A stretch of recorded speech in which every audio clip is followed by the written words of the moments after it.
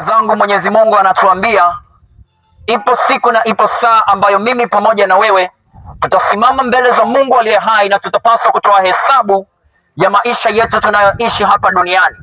Na Mungu alivyokuwa ni mwema akamtuma Yesu Kristo kuja duniani kama sehemu ya kutukomboa na kutuokoa majira yale tutakaposimama mbele za Mungu aliye hai, tusipate kuhesabiwa hukumu tukashindwa kuingia mbinguni.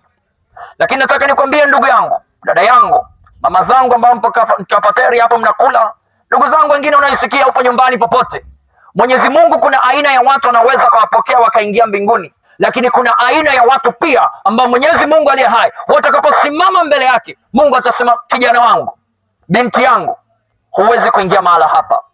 Wengi wanaamini ya kwamba tunaweza tukaenenda katika maisha yetu ya kidunia tuliyokuwa nayo, lakini bado Mungu akatuchukulia kama ni sehemu ya kibali tutaingia mbinguni.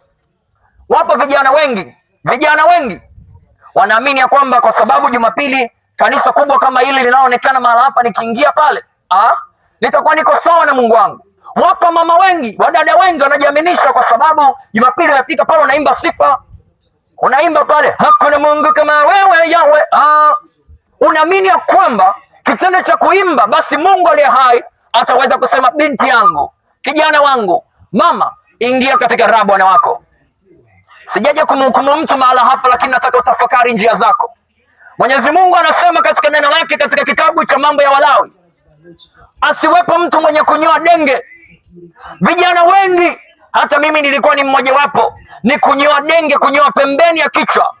Wanaume wengi ndio fashion leo hii, yaani huiti kama mwanaume usiponyoa pembeni huko, lakini Mungu anakwambia usinyoe denge. Mungu anasema katika kitabu cha Timotheo wa kwanza sura ya 2 ule mstari wa 9, wanawake wavae katika mavazi yaliyo katika hali ya ustadi, mavazi ya heshima. Lakini leo hii mama zangu, dada zangu wengi, unakuta mwanamke anavaa suruali imekamata mwili mpaka mistari ya nguo yake ndani inachoreka, alafu bila shaka anapiga mguu mtaani, kwacha. Yupo kijana hajaoa, yupo kijana hajui mambo hayo, na vijana wengine ambao leo hii wametekwa akili zao, wametekwa mawazo yao. Wakifika nyumbani wanaona, mbona nina lotion hapa, mbona nina mafuta fulani hivi mepesi hapa, hebu ngoja nijaribu tafiti fulani. Anafumba macho yake kijana yule, unashangaa akilini mwake anakuwaza wewe mama yangu Asha, anakuwaza wewe Mwajuma, anakuwaza wewe Mariam. Kwa sababu gani? Mavazi uliyovaa. Unajua ni ajabu sana, unakuta mwanamke anasema ni mwenda mbinguni, mwanamke unavaa sketi ama unavaa kigauni, yani miguu yako huko chini huko kwenye uvungu wa paja kunaonekana, kana kwamba ukisema uiname yani huku kote kunaonekana. Alafu hakuna Mungu kama wewe Yahweh, hakuna Mungu kama wewe. Mbinguni unategemea kuingia. Biblia inasema mwanaume anapaswa kuvaa mavazi ya kumheshimu Mungu, na mwanamke pia avae mavazi yaliyo na ustadi na heshima. Leo hivi vijana wenzangu, kwa mfano nipo na vijana wenzangu hapa sasa hivi wako katika wanaongea na vijana na mtumishi hapa. Sisemi kwa baya, vijana msije mkasikia vibaya. Unakuta kijana haoni shida, anavaa kipensi, anatembea mtaani. Ndugu yangu wengine wapo katika hali ya kuvaa vimodo, wanashusha suruali zao, wanataka zionekane kana kwamba uonekane na boxer yako ya mistari. Umenunua boxer yako kule Kariakoo, unataka upite watu wote wajue umenunua boxer mpya mtaani. Sijaje kumtukana mtu, lengo tujirekebishe, tujitengeneze. Mama zangu, dada zangu, sisemi kwa baya, nisichukue baya, dada yangu sinazie kwa baya, kwa sababu nimekuona dada yangu hapa. Namba 27 na 28 Biblia inasema imenenwa kwamba usizini. Lakini mimi nawaambia, kila mtu amtazamaye mwanamke kwa jicho la kumtamani amekwisha kuzini naye moyoni mwake. Upo ushuhuda mmoja, dada alipata neema akaweza kuingia pale ambapo watu wanahukumiwa, na Mungu akamwambia ya kwamba umezini na watu wengi. Yule dada kana anasema, baba, mimi mbona bikra, sijawahi kuguswa. Akaambiwa, mavazi yako ulipokuwa unapiga hatua, yule baba akaangalia lile paja kwenye ile suruali ulioivaa, ulipopiga hatua ile nguo yako uloivaa, kifua chako kilipokuwa kimejituna na ulipokuwa ni mchokozi, ukaenda kununua zile sidiria za nitazame, zile sidiria za kunyanyua juu, yani mzigo unakaa hivi, unapiga jeki, wanasema yani najekiwa juu, ukipiga hatua pap, yani kama vile kuna tetemeko linafanya ba ba ba ba ba ba ba. Sasa unategemea kuona ufalme wa mbinguni, mavazi yako yamekaaje? Dada yangu, najua kuna vijana wenzangu wengi wanaamini ya kwamba kisa kwenda kutoa sadaka basi Mungu anatuheshimu. Nataka niwaambie vijana wenzangu, wamama wote, sadaka si chanzo cha kukuingiza katika ufalme wa mbinguni, ila ni maisha matakatifu. Nizungumza juu ya jambo, kuna kitu hapa nimekiona, nimejikuta nimefurahi. Wengi hawajui Biblia inasema kwenye kitabu cha Petro wa kwanza sura ya 3 na mstari wa 3, kana kwamba wanawake kujipamba kwao si katika kuvalia mavazi, wala kwa kusuka nywele, wala kwa dhahabu na lulu. Ngoja niwaulize mama zangu ambao mpo hapa na dada zangu, hivi Mungu alikosea kuwaumba? Wanne ambao ni wa kwako wewe, Mungu anakuchukua, una wanaume 4 waliokuwa wa kwako wewe. Una baba John, una baba Asha, una baba fulani.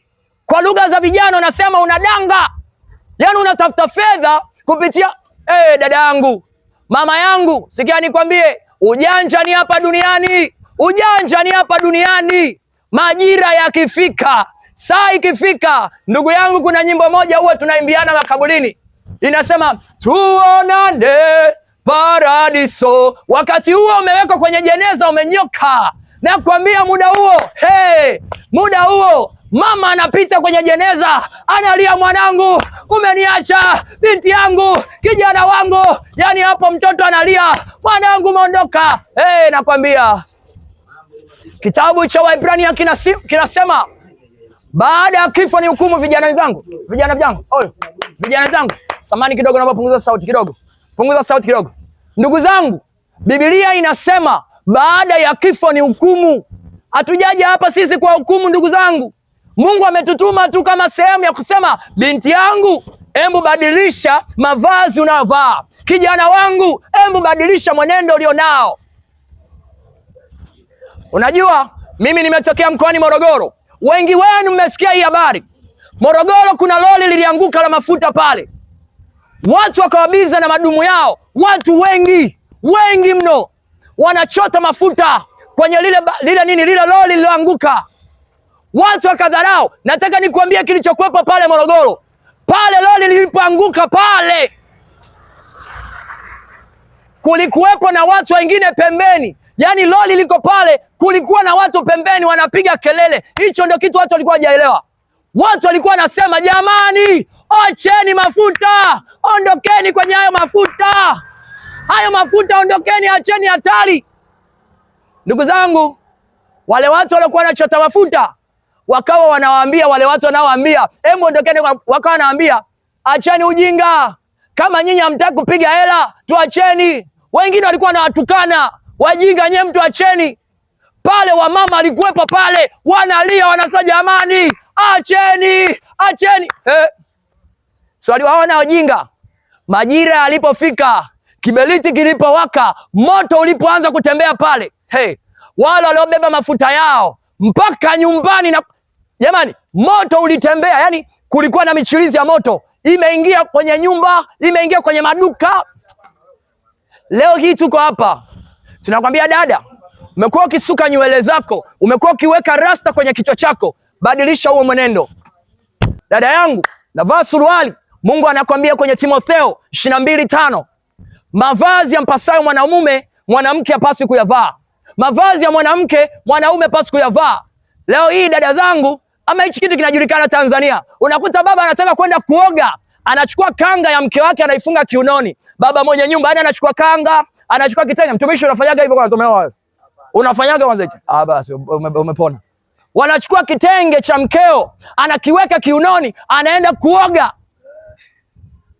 Unaamini ya kwamba unachokifanya kiko sawa hivi? Na ndugu yangu mmoja akauliza, akasemaje, hivi mtumishi, itakuwaje watu wakawaambia wachungaji wao, mchungaji, njoo kanisani na dela la mke wako, ama vaa sketi, panda madhabahuni utuhubirie. Akasema, hivi itakuwaje Siku unavaa sketi, alafu unafika barabarani unasema haleluya, Bwana ni mwema, Mungu ni mwaminifu. Wengi wenu mahali hapa mtasema angalieni mashoga, mtaanza kupigiana simu hapa, njoni muone mashoga anahubiri huku. Lakini Mungu aliye hai anatutumia sisi kuambia, badilisha mfumo wa maisha yako. Vijana wenzangu, wokovu unapatikana kwa Yesu Kristo. Vijana wenzangu, wokovu wa kuingia mbinguni ni kwa Yesu Kristo. Mama yangu, nakwambia njoo kwa Yesu leo, ingali bado nayo nafasi. Unajua dada zangu, yani ninawasikitikia kwa sababu gani? Leo hii dunia imewasababisha wanawake yani mshindo kujipenda. Yani mwanamke usipoweka wanja, usipoweka kope bandia, usipopaka lipstiki, usipoweka hereni, usiposuka rasta, yani feki, Kariakoo makalia bandia, gipsi bandia, yani kucha, yani bandia. Shetani ni mjanja wanawake. Njooni kwa Yesu leo ingali bado mna nafasi. Yesu Kristo anawaita leo, anawaambia njooni, anawaambia njooni, anawaita njooni ingalo bado mna nafasi. Ningependa nichukue muda huu na saa hii, kama ujumbe huu umekugusa kwa namna yoyote na unasikia haja ndani yako ukapate kutubu, ukapate kurekebisha, basi ndugu yangu katika Yesu Kristo utarudia maneno haya kama sehemu ya kumwambia Mungu, naomba unisamehe. Baba, naomba unisamehe kwa mavazi, kwa aina ya vitu ambavyo nimekuwa nikitumia. Rudia maneno haya pamoja nami. Sema, Mungu wangu, nimesikia siku ya leo ninapaswa kubadilika. Ninakuomba Mungu wangu, siku ile nitakaposimama mbele yako, nitakapokuwa mbele zako, nisije nikashindwa kuingia mbinguni. Mungu wangu, nisamehe kwa dhambi zangu zote nilizofanya kwa kujua na kwa kutokujua. Mungu wangu, futa jina langu kwenye kitabu cha hukumu, andika jina langu kwenye kitabu cha uzima. Siku ile nikisimama mbele yako, nisipate kuhukumiwa kuingia jehanamu, bali nipate nafasi ya kuingia mbinguni. Katika jina la Yesu ninaomba nikiamini, amen. Basi ndugu zangu,